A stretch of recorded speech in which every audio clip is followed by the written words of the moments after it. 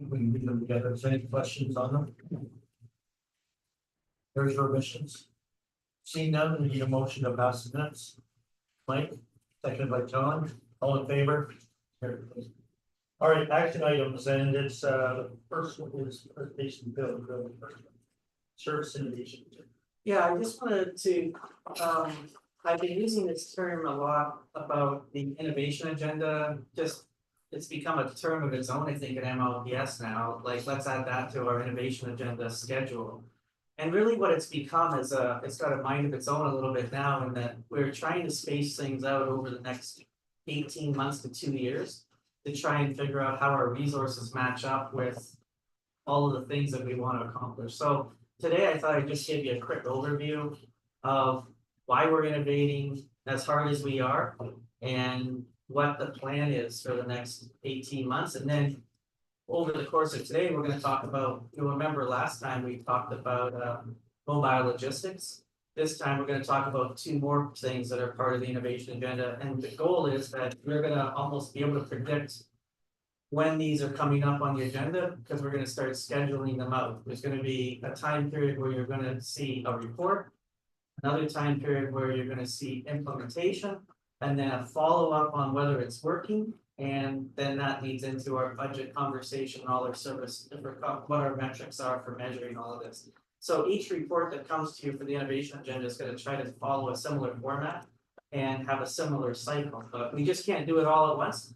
But it's important that we get as much done as we can, and we're really running hard on a number of these where we think we can get the biggest bang for the buck early. And why is innovation important? Is because we're trying to keep that line that's our budget variance well below our call volume chart going forward. And we know that there's three compounding factors. There's call volume growth that's led by population growth and an aging population. And so that's huge in this area. We're seeing a tsunami of seniors that are moving to the area and people that are needing additional services, and this chart sort of shows you that. And then we are seeing just incredible complexity in our calls. So that is our mental health calls, and just even being in an urban environment, and any drugs related calls. So the complexity level of our calls is increasing, and of course that's taking more time. And then offload delays is sort of the third compounding factor. And if we can't keep our costs below the call volume growth in terms of increases, we're going to get run over on all of these factors. So we're working really hard on this side of the table and making sure we innovate. And why are we innovating, Paul? We're innovating because you said it. No, the next slide. Oh. We're trying to get it's very readable, very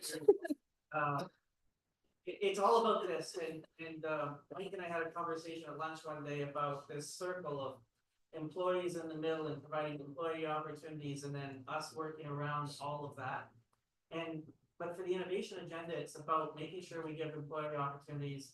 We are trying to dramatically improve the patient experience. Changing our culture is another thing that every one of these things in the innovation agenda has to do. We have to recognize the healthcare system realities of what's going on and how we can keep people from having to go to the emergency room in the first place. That's also a priority of the innovation agenda. We're trying to do more for the community as a whole by service enhancements that we're going to talk about. When you see the list, you're going to say, oh, hopefully when you see the list, you go, oh, that's not traditional 911 service. No, because we're going to be doing more preventative type of work in the community to try and keep calls from having to go to 911 system. So service enhancements, cost reductions for our funders and for the service are really, really important, but also for how we can help lower costs for our healthcare partners by doing things. And then risk management is really important to me. This is an area that Paul and Adam and I have been spending a lot of time on, is understanding just how we can start doing some innovative things to reduce the overall risk across the organization. Then finally, sustainability. And what that means is, in all of these programs, how are we going to keep them going at the lowest cost with the lowest budgetary impact going forward? So it's quite a It's quite a goal, but we're working hard to try to do innovative things. So what you see on this list primarily are all things that are from the brains of the team. They're not things that we're copying from other places and going, oh, wouldn't it, like you saw mobile logistics. Nobody else in North America that I can find is doing it the way we're doing it or even doing it. And there's many of the things you're gonna see on the innovation agenda that are made in Middlesex. And as I told you, they may work, they may not work, but we're gonna try because we have to try. It would be very easy for everyone on this side of the room to go to work every day and do the exact same thing. But that would be just a waste of the brain power that we have over there, and we're gonna try to make these made in Middlesex solutions. So the innovation agenda is just listed here alphabetically. This isn't in any particular order other than alphabetical. But we've got a few of these things done. There's some low hanging fruit that have been done already that are off that list. But there's many things that are still to come. So Paul, we'll just keep going. And I just wanted you to have an idea of all the things that we're working on. I think probably at our next meeting, we'll talk more about the HART program. Today, as I mentioned, we have a few. Last meeting was the mobile logistics. Today, we're talking about the patient transfer unit. We've talked about rapid response units already. So a lot of these things you're gonna recognize as things that are special to us that we're trying, and we're in the report writing phase for you about how they're working for some of these. We've talked a little bit about resiliency training already and some of these other items, but it's quite a list. And we're really working hard at our end to try and get it all done in the next 18 months. So if someone says, what are they working on over there? Show them that report, because that's all the stuff we're doing outside of the regular delivery of the service plan. Questions? No. Yeah, updated tiered response agreement with London Fire. Are you doing that with the fire system outside the city too? Yeah, go ahead. Yes, so we take a look at our tiered response agreements on an annual basis, so we do that. And so I think in all of them, there are ways that we can achieve the goals of the innovation agenda. And in part of those discussions, is so that's why it's on this list, because there's things that we can be doing maybe a little differently with how those agreements are in place and what they look like. So instead of just a renewal conversation, which is what we would normally have, is just like, hey, let's sign this again for another how many period of time. Go ahead. And more to it now too. Yeah. We also have the introduction of HART when that's rolling out as well, and that has an impact to those fire departments as well. So some of those conversations have started to have, here's what the team is, we're starting some of the or some of that orientation piece or getting those together. Then we can then bring in some of the municipal fire departments to say, here's what they have capable, and this is how it would potentially fit in. Is there additional training or something specific to your particular fire department where you see a lot of this type of call? We would have some benefit for that, and then we could look at making sure that when the training actually happens for her, that we've taken into account what some of the needs might be from specific fire departments. So one fire department's needs may be different. That's good. Sure. Just to follow up with that, Adam. So you said you started the discussions with some of the county, or I guess the local fire departments in the county. Yeah. What's the feedback that you're getting? Oh, I haven't heard anything. Yeah, okay. Yeah. No, everybody that we've spoken to seems extremely positive about it. We're also learning things about other programs we're Okay, doing too, yeah. like rapid response. When we talk to London, how is that impacting upon sort of what they do? And how do all of the things on this list impact upon what they do? So it's a good opportunity to have broader discussion. Impact on the local fire departments, Yeah, it's a like good- outside of the city. All of it. Yeah, All of it. Yeah, because like they need to know all the things we're working on too, to see how that fits in Mhm. to what they do, because it goes like this. So, yeah. That's what we're working on. It's just a great opportunity. It's a good entrance point for us to have conversations about a lot of different things. And we'll keep updating that every time we come back. We'll add to it, we'll update the status of them. Yeah, so yes, that's a good point. So the innovation agenda just keeps getting added to almost, way too often, I think, for some folks. And then what the next chart you're going to see that Paul's describing is when you're going to see the report, if you haven't seen it already, when you're gonna get the feedback, when you're gonna get, because we we kind of do everything in phased implementation around, that's what I prefer. So like mobile logistics is a good example, we're doing it in the Strathroy County area first.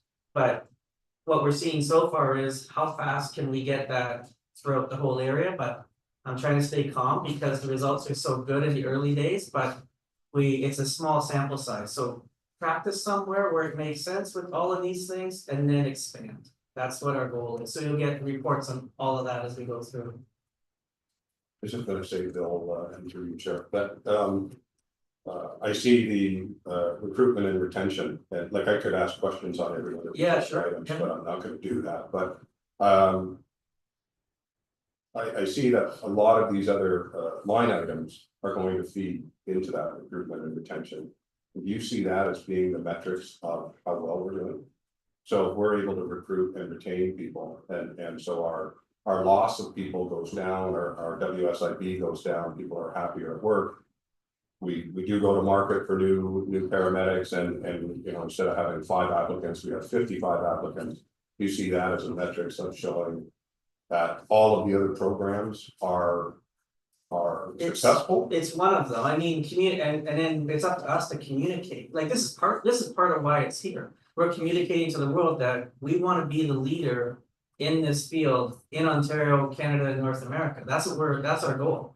And so, like we were just talking about the recruitment work last week with Sam, right? And so we're revamping all of that because it's the metric would be for me is that we're the employer of choice that they want to go to, and they aren't accepted by us, and that's why they go somewhere else. But we're gonna give them so many different opportunities that they're not gonna get anywhere else, that they're gonna wanna come to us. So yes, it's one metric, but it's up to us to communicate all of this stuff so that they know. Yeah. And we do have a huge need. We have a lot of part-time employees. I personally would like to see that be more full-time employees instead of part-time, because then we're investing in people that are gonna stick with us, and we're not just training people to go off and be great in Oxford and Huron and everywhere else. We want to invest in our people, give them opportunities so they can see the development through the life cycle of their job and stay there. So another metric would be, you talked about WSIB, you talked about I'm talking about part-time and how many full-times there are. There's lots of different metrics we're gonna try to measure this by with the board, but you hit on we have a lot of communication to do. But first we gotta get the programs in place. Like it's amazing. I wish everybody could be in the parking lot conversations you have or the water cooler conversations, like something silly, it might seem like the drone program is super important to recruitment. Because it just shows that we're trying to do things with technology and innovative, and like when you go talk to a paramedic which we do, that is a 25-year veteran, let's say. And you go talk to someone who's 21 years or 20 years old at Fanshawe. They care about completely different things about why they would choose us, and we're trying to be the employer of choice for all of them. And on this list, there's something for everybody, so we're not thinking about the average paramedic, we're thinking about the demographic spectrum of paramedics and the need demographic. I can tell you that's what all our conversations are, because it's totally different on this list depending on sort of what your interests are. John. A lot of stuff in this list, a lot of great stuff on this list, a lot of things that are happening. My concern is, are we going too fast? Got a lot of balls in the air, It should be your concern, yeah. a lot of balls in the air. Is there a chance we could drop one? That's my only thing, like, this is great, don't get me wrong, all this stuff is just huge, what you're doing there. I'm just concerned that at the speed we're going, innovating all that, or bringing all this stuff on, that something might get dropped here, that's my only concern. Yeah, and so what we draw sort of a circle, it's a good concern, because I think we draw a sort of a security fence around the 911 service. And say, that is our priority under the legislation, that is untouchable, we can't drop the ball anywhere there. And we're not gonna drop the ball anywhere there. But you're right, all these programs around it, we are innovating very quickly and we are trying things. But we're trying to try them, remember I said we're trying to try them in a way that is not like we're doing it across the service, we're doing it kind of like a pilot scene. And I think it is okay to fail on some of the things, as long as it's not part of the 911 piece, so we know where we can fail and still be okay. Like, it's okay if we find out that we're not saving money and doing better with mobile logistics. That's okay, cause it's just such a small sample size. And that's why I want to do, like, I get pushback from some folks that. I don't wanna give an example, but where they'll say, let's just do the whole program, and I go, no, wait, because if we get it wrong. We just fail a little bit over here, but we can't fail at all in 911 system, so I think we're cognizant of it, we're running really fast, there's no question. But I think that's the purpose of giving you all of these and saying, we're gonna start giving you timelines for how we're gonna spread them out. And I think that. On this side of the table, we really believe that some of these things, getting them in place are gonna give us more time and make our job easier. We didn't even list the whole part of the administrative stuff that we're doing, and if we get some of those done. Then we're gonna have more time, we're gonna have more resources, and we're gonna have more people to do other things later on the chart. But we're very mindful of what you said, John, and there may come a time when I'm gonna come back to you and say. We screwed this up and we don't have enough resources to do this, like, that's a very real possibility, and we monitor that fairly frequently. That's. Thanks, Brian, just, I think you've, I think you've explained everything, like, to John's concern, because that's what I was thinking as I'm looking through the list is, you try to do so much, and what is it at the expense of? So as long as, you've got these timelines that you are that are being held to, that you've got metrics that you can actually say yes, no, maybe, that's good, because I think, it is going to take, eyes on what we're doing to make sure that we're not overextending, we're not trying to be everything to everyone, and growing appropriately while building ourselves up. Yeah, I think what we're trying to do, I would describe it this way. We've grown so fast that we've just grown. And what we're trying now to do is put the innovation agenda over top of that growth, meaning compartmentalize things and specialize things, because there hasn't been a whole lot of that, it's just been running full tilt. And so I do think on this side of the table, we think this is actually gonna make things a lot easier and make it, but time will tell. Yeah, we're hopeful. And we can talk about that a little bit about, making sure. Bringing something forward, giving it a chance, Yeah. without throwing another on top of it. Because we definitely have less resources management wise than we have before, like, that's fairly obvious. And so that puts a lot of pressure on us to get it right and to do things a little differently. Yeah. So, one of the things and I'm listening to John and Kathy, and I think we're all on the same page. Yeah. So I see it as risk management. Yeah. Right, you have to manage that risk, so how best we could go about doing that. And just in my mind, having sat on stuff like this over my career, sometimes if you want that critical viewpoint, you get it from somebody else, right? Yeah. So your team is in there because you're all moving something in a certain direction, and you can get into that ball and into that room, and you're not looking outside, but it can be people that are directly affected by what you're doing. It could be, one of your paramedics with 20 years on it said, hang on here, right? There's a problem. I don't know that that's right. And then you work through the problem and you're like, realize it's not a problem, or it's something you didn't think about, or it's also a really great way to engage with your union. Yeah. What do you see as the risk? Yeah. Because that's for sure, and I say that from coming from that world, right? Yeah. So, but yeah, I think as long as that cognizant thought during these bigger conversations is, did we talk about risk at the meeting? Or one person was assigned to do nothing but look at the risk. So today, Kathy, your job is to look at risk management. Yeah. Like, just everything we do, everything we talk about, I want you to talk about. Devil's risk advocate, management. so to speak, yes. Yeah. Right, and because somebody's tasked with it, and you kind of become that for the meeting, it could be an interesting way to make sure that risk is being managed. What we're generally doing in terms of cadence is, idea, we cook it up. create the report internally, pass it around internally, do we like it? Do we think we can do it? Then there's sort of a very brief conversation with the union at our management union meetings where we sort of float the idea. Board report, then back to the union management with more details once we get there. So a lot of the things I'm thinking about our agenda today.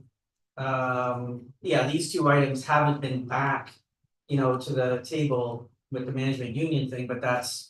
I started that conversation this morning, that'll be next on the list. But you do get a lot of great feedback from those types of conversations. I think, Yeah, for sure. yeah, we do too. Yeah. We got a great group there that really helps.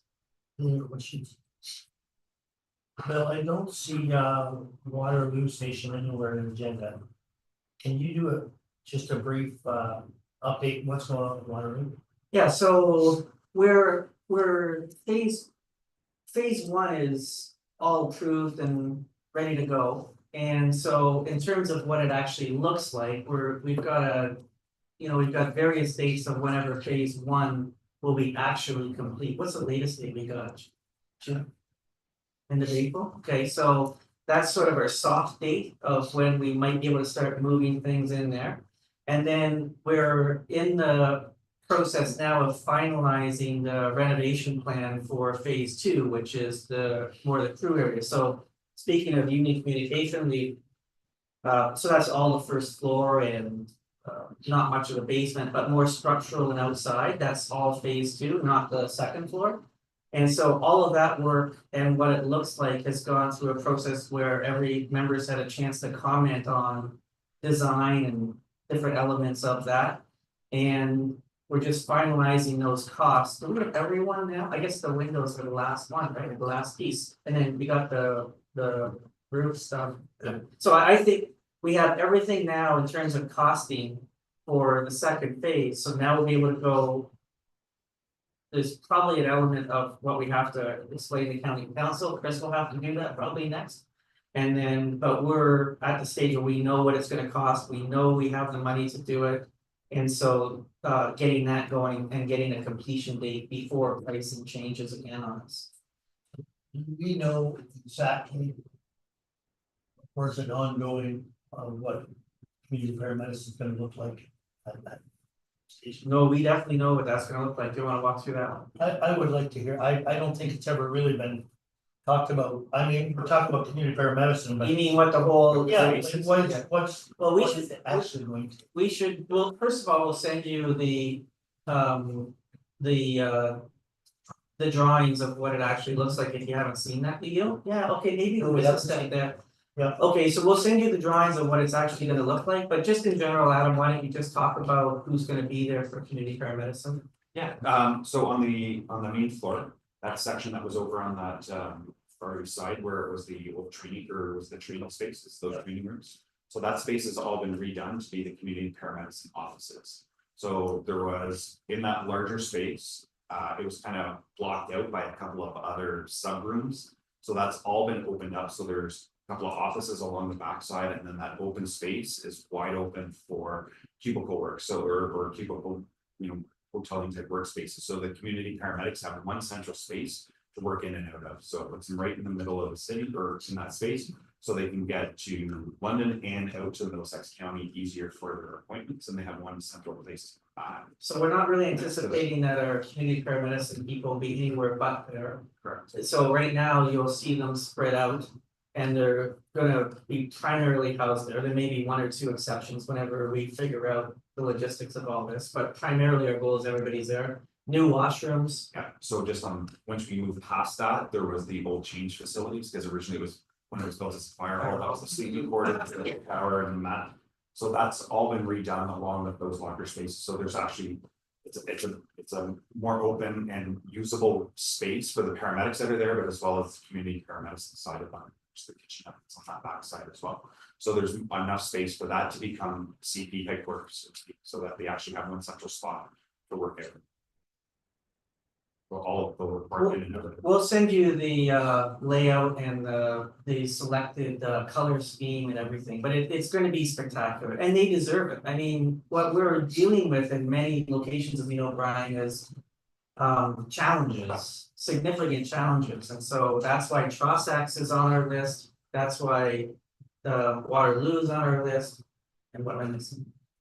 Well, I guess that's for now. Those are the big ones, but with, even at headquarters with CP. Yeah. Because we're growing or within us, they're sharing space with the education department and they're on top of each other. CP as it expands, they have increased skill sets that they're doing, there's additional equipment that they need, for potential like blood analytics and things like that. So having a space dedicated for them allows the community paramedicine program to expand and blossom into what it should be. And so they have the space for the staff, they have the space for the equipment, they have the space to do their work. And it's also a very big cultural statement we're making, that CP is a very important piece of what we're trying to do into the future in terms of preventative paramedicine. And also a big message to the province that, hey, this is so important that we created this location in downtown Middlesex-London to, for everybody. It's gonna be state of the art, I think, for what they need to be doing in the perfect location for community paramedicine. So we're pretty excited about it. When we go to do the hard launch of that, Brian, that's when the board will get involved. We're inviting the ministers and everybody. We wanna community paramedicine needs its day in the sun. And we don't wanna just be seen as a 911 system, and that hard launch is going to be the start of us really bragging about what community paramedicine has done and what it can be. That's why I wanted to, I think, when we look at changes. Community paramedicine is still. And Kathy's smiling, but it's still probably the biggest change, that and maybe the rapid response has the biggest impact. Positive impact, so I appreciate that, it's just. Okay, so any other questions on that? Who's gonna head community paramedicine? Yeah. Is that headed by? Dan, yeah. Dan Griffiths. Who's that? Yeah, Dan doesn't Oh, come okay. to our meetings, but we'll, Oh, he has has in the been on a past, couple of yes. them. yeah, Yeah. so we'll, He's a commander? Correct. Okay, I'm just trying to get the terminology. he's at the same level. Yeah. So we'll invite him to another meeting whenever we get closer to talk more about this, what his plan is for the facility, because he's got great ideas for how that's gonna improve the actual service. No other questions, need a motion to accept that for Susan, Mike, all in favor? Here. Next one is ambulance procurement. So this is a big piece of the innovation agenda too. We're looking at everything we do and figuring out how we can do it more efficiently and effectively to save costs. So Paul, if you just want to move that forward, Adam, you just want to show, talk us through. Sure, when we're looking at our fleet management and specifically the replacement and purchasing of new ambulances or the procurement of them. Excuse me, there are several challenges. The availability of the ambulances, the timeline that it's going to take, just the actual manufacturing of the pieces that go into them. So we took it upon ourselves to start looking at new and different ways to do that and what's available for us. If we flip the slide, we can take a look at one of the options we have right now. We can either purchase a brand new ambulance or at a reduced cost, we can take a look at doing what's referred to as a remount. So when an ambulance has met a certain level of whether it's been in service for a certain period of time or it's mild to a certain period where it's becoming unreliable, we look at historically we've looked at replacing the ambulance. So we sell off that ambulance and we buy a brand new ambulance and that's shipped to us. The remount allows us to look at current existing ambulances where the physical box on the back of the ambulance is still in good repair. So there's no issues or problems with that, but it's the mechanical pieces of the chassis. So we can get a brand new chassis. So for example, Crestline, the manufacturer of the ambulances would take a brand new Ford or Chevy chassis and would take the donor ambulance box off of one of our current existing ambulances that's been miled out and place it onto the brand new chassis and then renew all of the inside and outside of that box. So it would get repainted to match the brand new. So the entire ambulance gets painted. The inside, new flooring, new cabinetry, like the plastic that goes along with it, new upholstery to the bench seats, if anything needed to be fixed or repaired, and make it look brand new. The benefits to that are many in that there's familiarity with that ambulance as well, so that it's already been proven there's no specific damage or problems that couldn't be repaired. And if we flip this slide, another big one is the cost savings. The difference between a remount and the purchase of a brand new ambulance is between $70,000 and $90,000. Yes, Difference. Yes. Per unit. So, and if we move one more, we can take a look. Hang on a second. Oh, just start. So can I just ask a question on that?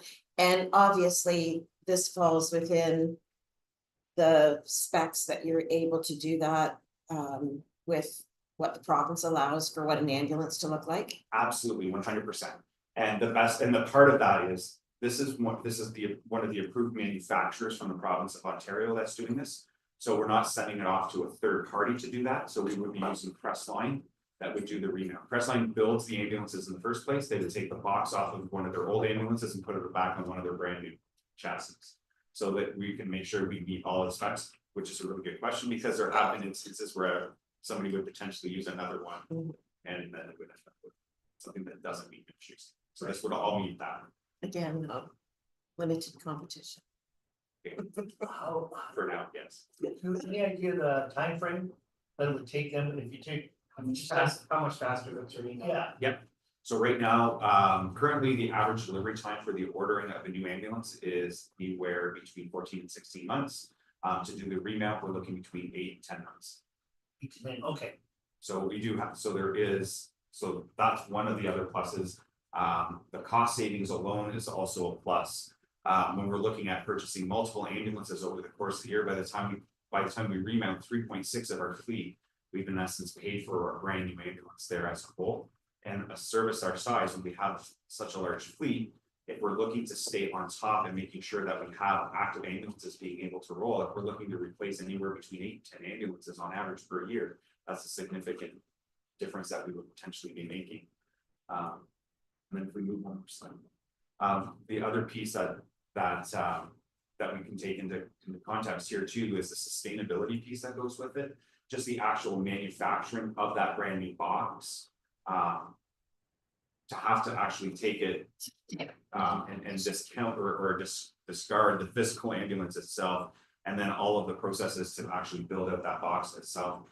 We do have an impact on the environment as well by not having to build an ambulance. We're reusing the largest piece of that ambulance, and we can just remove the chassis piece, but we can actually take a very significant piece of the ambulance, which is still perfectly fine, functional, remove the pieces that are needed, and how to continue the operation for at least another life cycle of it, which could potentially be another 5, 6, 7 years. And in the future, we're hoping that as mobile logistics spreads throughout the entire region for us, we'll be using the chassis part a lot less too, so because we won't be putting as many kilometers on that, like dramatically reducing the kilometers that we're putting on the ambulance. So we're hoping that between this and what we're doing with mobile logistics, our ambulance lifetime is going to expand pretty dramatically. We're hoping to be able to show you that, because that is, other than labor, that is our biggest cost. It is, Kathy had mentioned something too about having that monopoly or that one provider that's in here.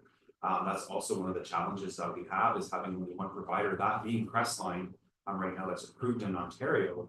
It's difficult because they're the ones that we would be putting our orders for brand new ambulances at the same time as every other paramedic service. And when we're looking at 16-month delivery times for ambulances, that's a long time to wait, which means our fleet is on the road for a lot longer. More breakdowns, more failures happening when they're to and from calls, but then having access to other vehicles, maintenance costs continue to go up. This is also one of those other methods that we're able to kind of mitigate some of the risk that comes with that as well. and the savings might be even higher depending on what happens with. And there's that side of that getting ahead of With tariffs. potential tariffs. Who knows, right? Susan, Has this been done before, or is this a first time? This will be a first time for MLPS. We're not the first to remount ambulances. There are a lot of other paramedic services that do that. There's different models that they would follow. I think the largest one that you would probably be able to would be Peel. Some paramedic services will remount a third to half of their normal orders as they move through. It depends on the wear and tear that goes with the actual donor ambulance. So when we take a look at the box, and you need to make sure, part of that process is Crestline would send its engineers to take a look at the box. This box, from what they can see and what they look at, it is a perfect candidate to be remounted. Some of them, it would require too many repairs. So then it's the service to make the decision on whether or not they want to invest that extra money into those additional repairs, or whether it's just now at the point where just buy a brand. So we're not the first to this, but this will be the first for us to be able to follow this particular model. And our ambulances traditionally, per ambulance, put on way more kilometers faster than urban services that are more urban services. Obviously, because the travel distances are so huge in the county, so. This is a really big thing to try and get the total lifespan of the ambulance chassis and box expanded. Just a follow up too, are there any downsides to this at all? Like, is there a lower, shorter warranty or less warranty or anything else that we should consider?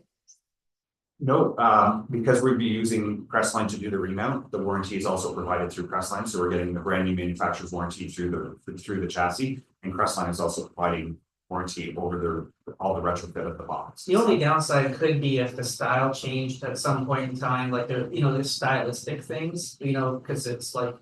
Buying last year's model versus Yeah. next year's model, but we have, the differences don't happen that often. Not top of mind for the taxpayers. No, exactly, No. yes. How many could you take out of service to do that? You know what? At a time. Yeah, like. It's not like you can take 10 ambulances and take them there, it's like, No, so that would be done through some planning and we've been working towards That that. chart that shows us. And this is the opportune moment for MLPS. With some of the backlog and potentially getting ambulances, we've had our fleet on the road for a little bit longer and we're able to pull off some of those ambulances that have been out there longer. So we have some now that we can actually use as donor ambulances, and we have more available for donor ambulances now that we can afford to take off the road and send for retrofitting.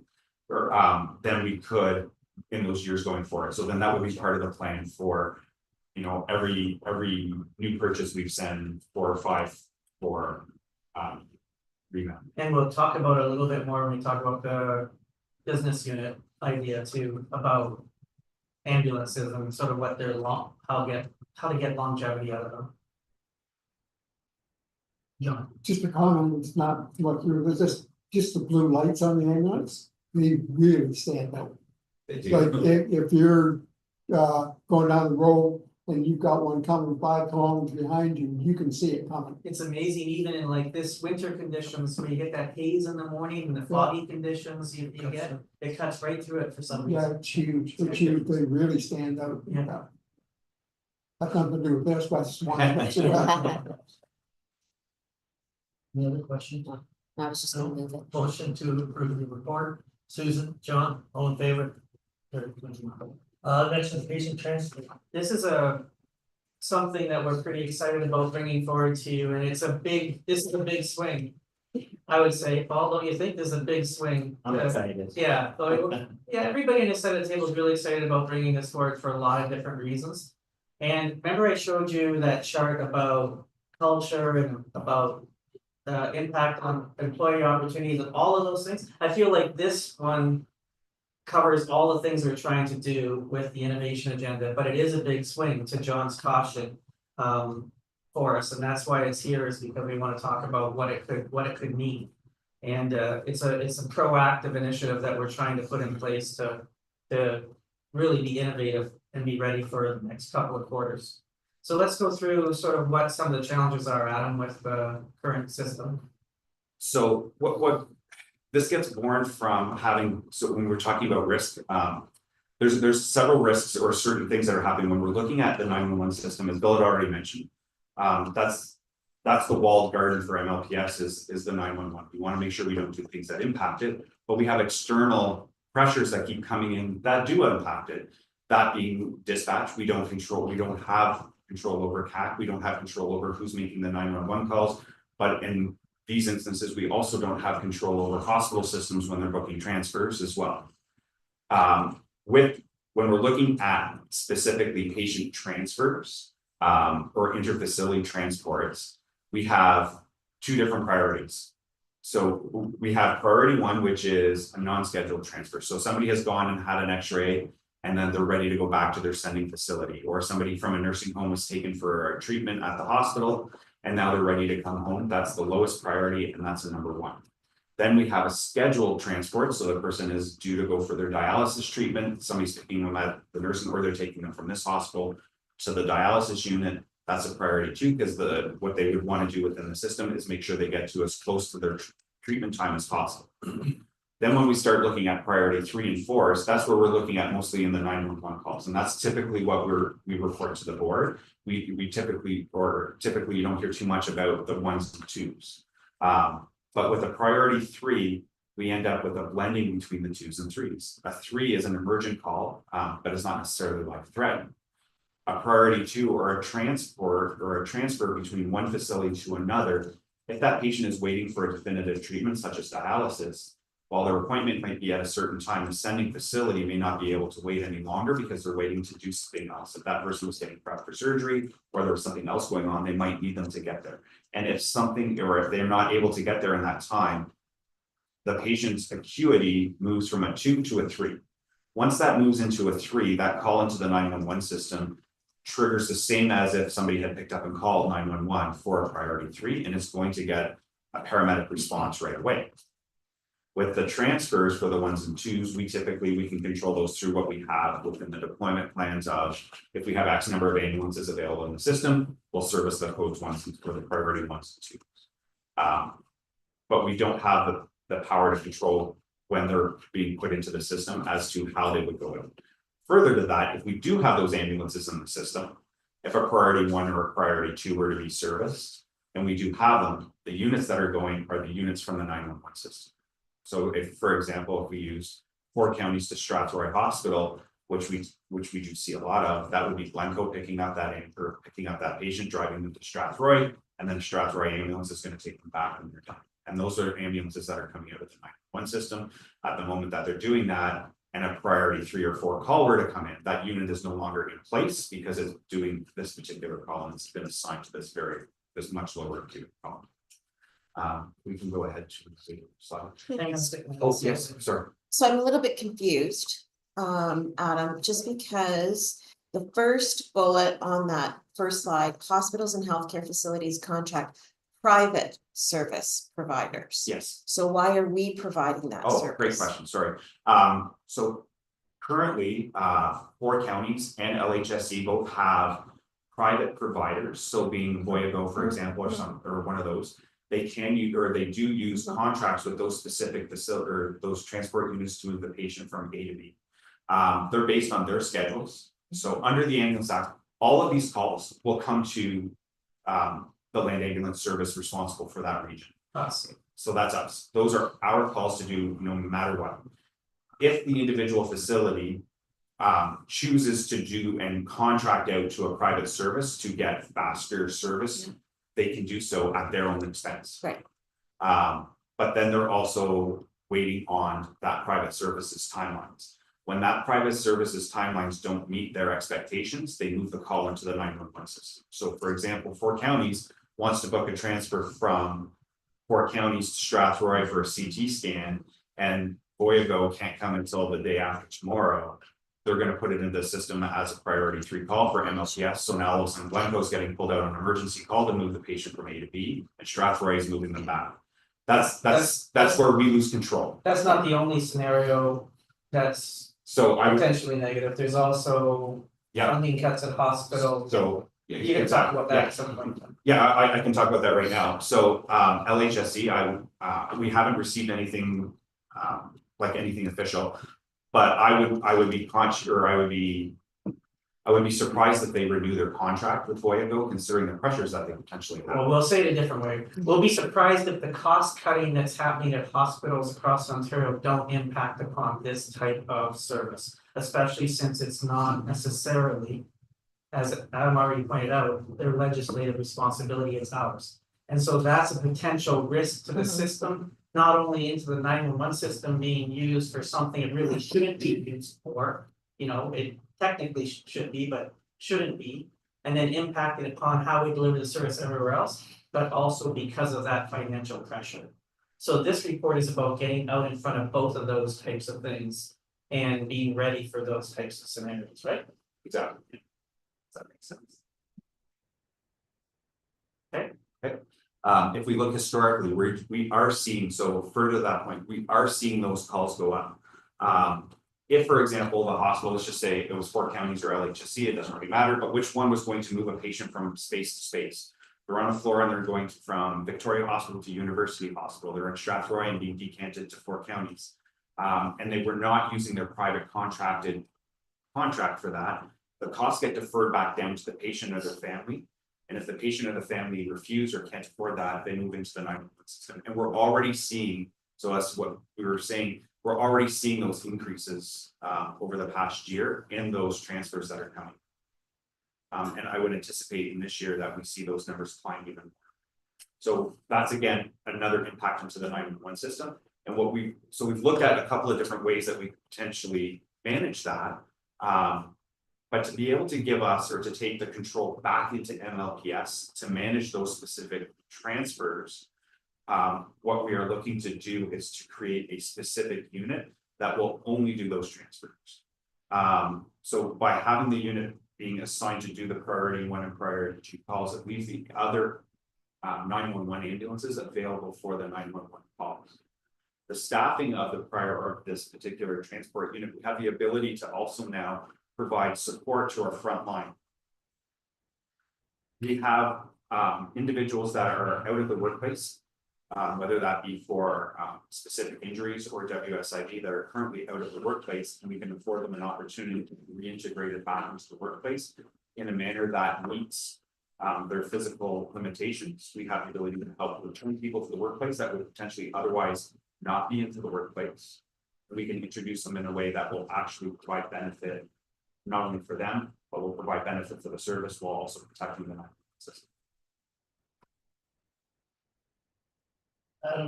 The sharp increase in about 2020 or 2019. Yeah. That probably relates to when the cost of the private service went up substantially, right? Yes. Their prices went all of a sudden jumped quite a It bit. relates to a few things though, right? Because there's hospital system restructuring that happened as well. Where, you know, there was a system in the world where there was general hospitals and now there's very specific hospitals. So the amount of interfacility transports brought there. Well, that's exactly what I was gonna say, as healthcare is trying to evolve into what a hospital needs to be. You know, you might. They're trying to keep you in your home hospital as much as possible. So if you're at Strathroy, and whether you're on a palliative care, whether you're on a floor, whether you're on a surgical floor, and you still need something that only can be done at LHSC, they'll transport you as opposed to transferring you and putting you in a room in LHSC. And so, and that's all in, you know, that whole, how do we deliver healthcare differently and appropriately? But I guess that question is, if we're moving to this, how is that just funded then through our normal 911 accounting? So Wants to crack at that one out.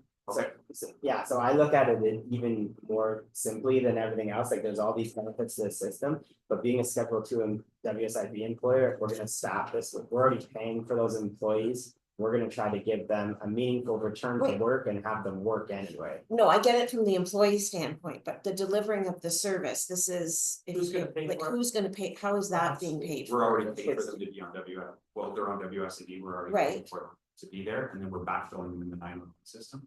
Okay, so then you're gonna account for that and essentially you'll still get funded from the province for that, like. It already is accounted for. Oh, it's just, okay. it's not performing a work, right? So it's already funded through the 911 system and the funders. Right. And the province, and theoretically, we're gonna take 50% of those persons that are on WSIB. A high percentage of. And people that- put them into this transfer unit, so they're getting to return to work.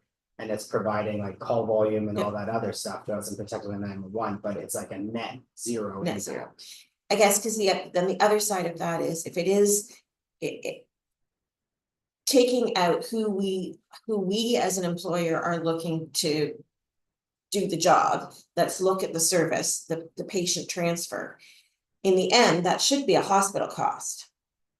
Because you're transferring them either for a hospital service or you're like, Well, or it should be a private service, like. we gotta go back to the basic premise that Adam started with. These are our legislative responsibility calls, so in a perfect world, you'd be right. It's just we don't live in that world. We live in a world where we're responsible for taking these calls. So we either, in a world where we move to where hospitals have less money to do it with private services, or they're over triage, or there's potentially over triaging. These costs get captured in 911 calls where they could be captured in a facility at a lower cost total for us, or they're gonna get captured in the higher cost 911 system and have all those negative effects. So in a perfect world, you're right, it would come from the hospital, but that's not where legislatively this money comes from. It's really our responsibility. Is that not what you would say? How many units is this gonna take per shift? 1, 2, 3, like one won't do it. Like one unit won't be able to keep up to the volume, will it? It wouldn't, I don't, the idea behind this or the principle behind this is not necessarily to replace Fuego or not to create that hospital transport system. And then like, maybe to your question as well, is we're not trying to create an interfacility transport business. Oh, okay. What we're trying to do is see that these calls are coming to us anyway. Yeah, So even if contracts remain, we're still seeing our call volumes of these priority 1 and 2 calls go up. So they're coming into the 911 system. So when they're actually sent to MLPS through CAC, now we've lost control and it's a 911 ambulance that's gonna go do the call. So we want to intercept it before it comes to the 911 system and be able to say, we're gonna send one of these. So if we started with one in the county and one in the city, so like, for example, one moving between Victoria and University Hospital and one between 4 counties and Strathroy, we would manage a lot of the ones that are spilling into the 911. And more to that, we can get ahead of some of the ones that are going to get triaged upwards and become a priority 3.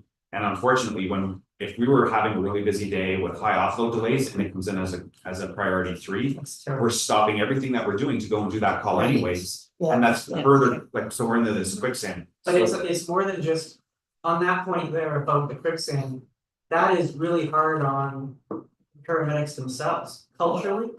If you talk to them about irritants within how the system works, this is one of them that we'll be removing because they get frustrated on those busy days when they get over triaged to something like this. And now, we should have probably started with, we're not trying to replace those other things, what we're trying to do is augment them and provide a new opportunity for people to return to work.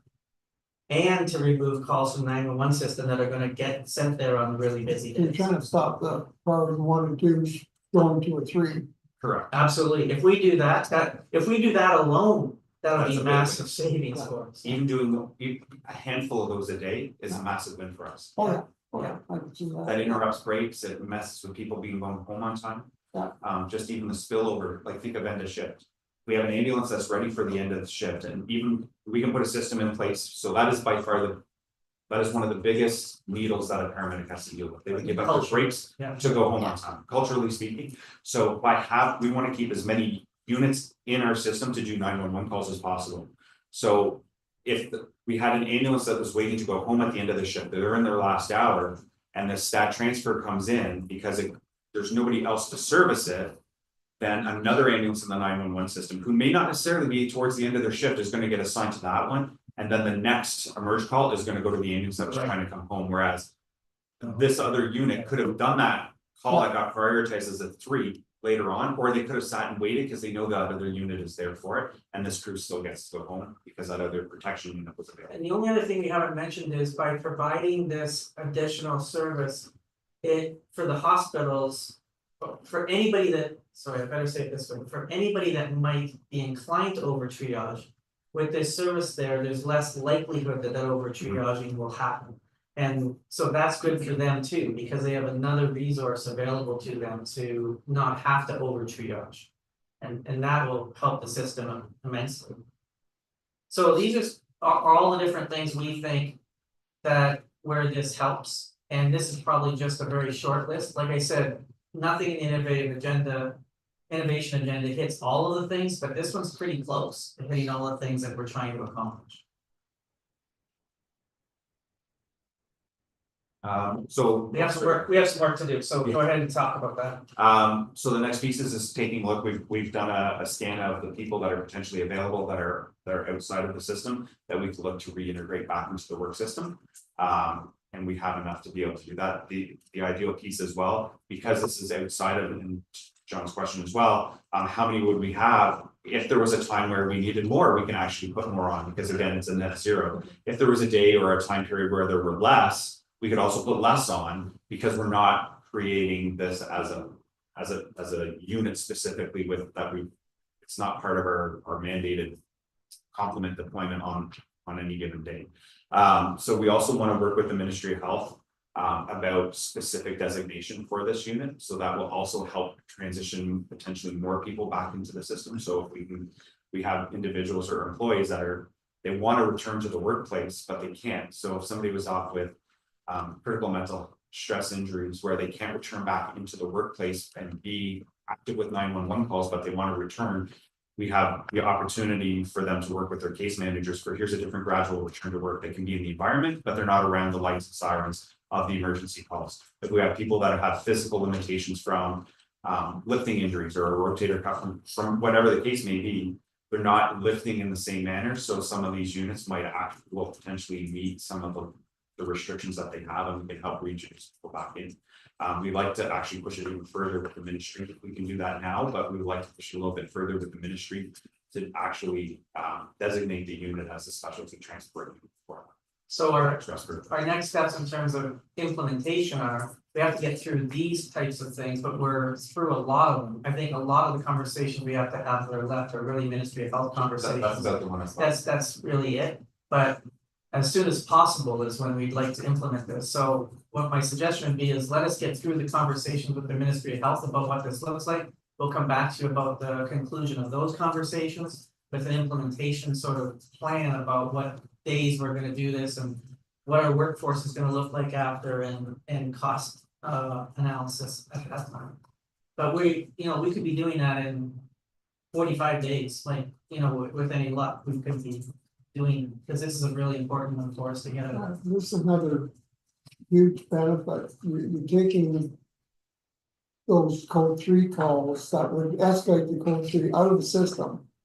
You're giving employees another avenue to get back to work and to do even a paramedic that's maybe a little older that's getting more difficult to do the normal jobs to do this. It's another avenue for retention of the older paramedics. And to take those code 3 calls out of the system, just frees up a lot more energy, so I think it's a great program. Yeah, our hope is that, when we're sitting here next year, we're gonna have like. Not just 911 opportunities, we're gonna have 12 different opportunities around the 911. So like 12 is just a number I picked of the year, but like all these different options. For different people with different skill sets and different interests, and that'd be kind of exciting. So I think there's a lot of good things to it. I do have one question, I think, for me, and that would be, the hospital now uses a private service. Do you see that all the calls will automatically, or more calls will automatically come to use because it doesn't cost like the private service does? No, I think it's right now, the hospitals, when they do use that private service, we're still getting those calls. So the private service is already maxed out in the number that they do. So when they come to us, they've been moved from the priority 2 to the priority 3, or we're already at that stage.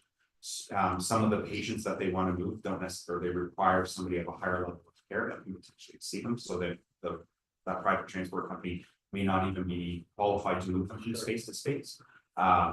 So we are getting those ones, but we can control the number, the volume. We can put the parameters in place that we would have that. I do imagine that even if there are more, that we can control the number based on the number of people that we will put into the system. So Yeah, we only have so many resources to put in there too, and the amount of resources we have to put in will I matter. was wondering if we become NLPS first. Well, it might, but sometimes right now, just anecdotally, what we do see, it does happen a lot of times within the hospitals, or specifically on the floors. They'll try to book we'll receive calls for a transport to an interfacility transport, but they booked it with the 911 system and they booked it with the private transport company, and then wait and see who shows up first. So that's also another frustration into the system. So when we get the feedback from our paramedics that they showed up and they said, yeah, we called Voya go, but to see who you guys got here You first. can imagine. Well, because they put it in there as a priority system, Voya go over the private transport companies are not legislatively required to respond within a certain amount of time, but when they put it in as this elevated transport between facilities, we go, so they stop it, and that's one of those frustrations Bill's talking about, so our staff that were about to have their break now have to stop everything that they're doing to go and do this at that particular moment. Well, Yeah. I'm certainly not opposed to it, I think it's a great idea to go forward. Any other questions on this? No, I need a motion to accept the report, Kathy and Mike, it's not, all in favor? Carries. It's correspondence information items, I don't. I just have one quick one, I'll send it around if I haven't done it already, the Oneida. Correspondence you'll get, I guess, that's, they can be here in another section, but you'll get. It's great news story, from our perspective, that Oneida is ready to, develop their own system without our support. It's not a bad news story, it's a great news story after how many years we've been doing this? 4, yeah, I was gonna say 3.5, so that's good. They sent us a very thankful letter and they're ready to spread their wings and do the thing, so I'll send you that letter and we'll give you updates as we go through the transition, or that tapering off of that sort of, but that's, I think, exciting stuff. I need a motion going to close. Kathy and Mike, all in favor? Carries.